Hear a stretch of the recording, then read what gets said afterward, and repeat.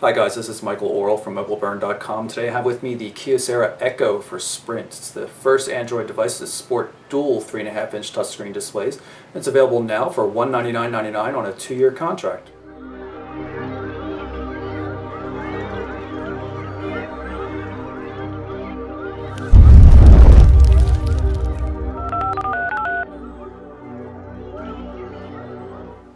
Okay, so let's pull the Echo out of its box and see how it works. Here we go. So here is the device itself. Let's just power this up while we're going through the box contents. Stick it over here. And looks like we've got getting started guides, warranty information, that kind of thing. Bag for recycling your old device if you so choose. And over here, looks like a micro USB cable right there for charging. SD card adapter. It's an 8 gig micro SD card pre-installed on the device if I recall correctly. Extra battery, already a battery inside the device. Get this open. Kyocera makes some tough bags. It says it's a 1370 milliamp hour battery. You can use that with the included charger. Looks like it attaches, battery slides in here, USB and micro USB as well. You can switch which one you want to use, it seems. Pretty cool. And then here's the actual wall charging unit that just attached to this cable here. After reading a little slip of paper I found in the box, I realized how this charging unit is supposed to work. When the little switch here is in the left-hand side, you can power this and actually charge the battery that's in here. When you flip it to the other side, what it does instead is it charges the phone. So basically it's using this as a supplemental battery. You would obviously be using the longer cord. I just pulled this one from a headset, but now you can see that the Echo itself is charging, and that's solely based on the battery that's inside the external charger. Okay, so here's the Echo itself. Power buttons right here, and all you do is flick away this lock icon to unlock it.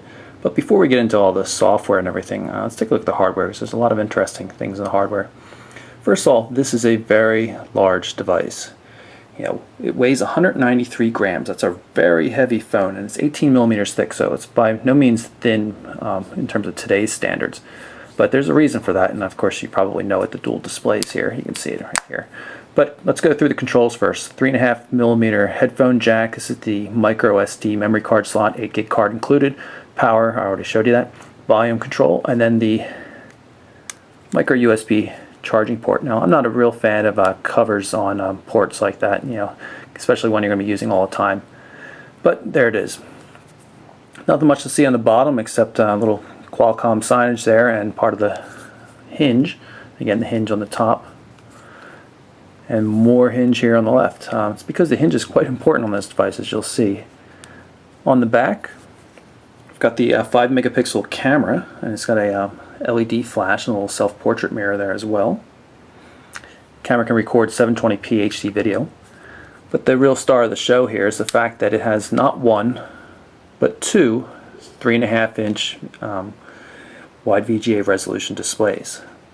So it can go in a couple different forms, kind of a laptop mode there. Also go into a tablet mode where it locks in nice and tight.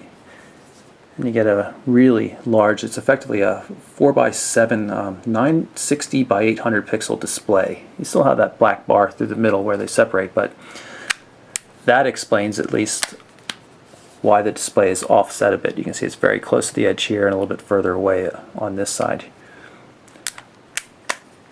Really cool. Works in portrait and landscape mode for the home screens. So no matter how you're holding it. And one cool thing is notice you get a full screen keyboard here down at the bottom. In this case it's swipe. Really handy, makes it quite easy to type. Other things in the controls, we've got dual sets of controls here, touch sensitive controls, home, menu, and back, and of course only one works at a time, so when I fold up the device, then this set activates, and that's why they light up and everything. Take a closer look at the back side of the device and the hinge. Feels very, very solid. I'm quite surprised. I was a little worried when I first tested this phone at the launch event, but it really seems quite solid. I'm very pleased with the build quality. Again, you can use it in kind of the laptop mode, which makes sense when you're doing things like the keyboard input. And then you slide it down here and you'll see there's still a gap there, and then it clicks into place for tablet mode. Take a look at the back cover here. If you slide this up a little bit, that exposes the battery. As I mentioned, 1370 milliamp hour battery. You get 2 of them in the box, and Sprint says that the device is rated for up to 6 hours of talk time. Sprint doesn't give out standby times anymore.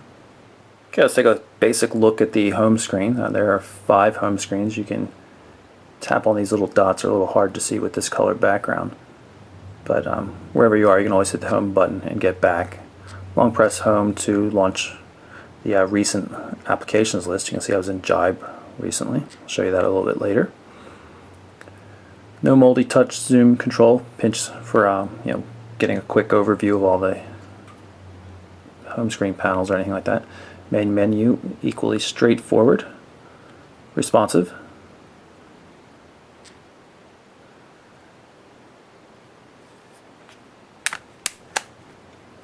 Pull the device into the dual pane mode and everything works exactly the same way. You'll notice the larger spacing between all the icons, so the configuration stays exactly the same.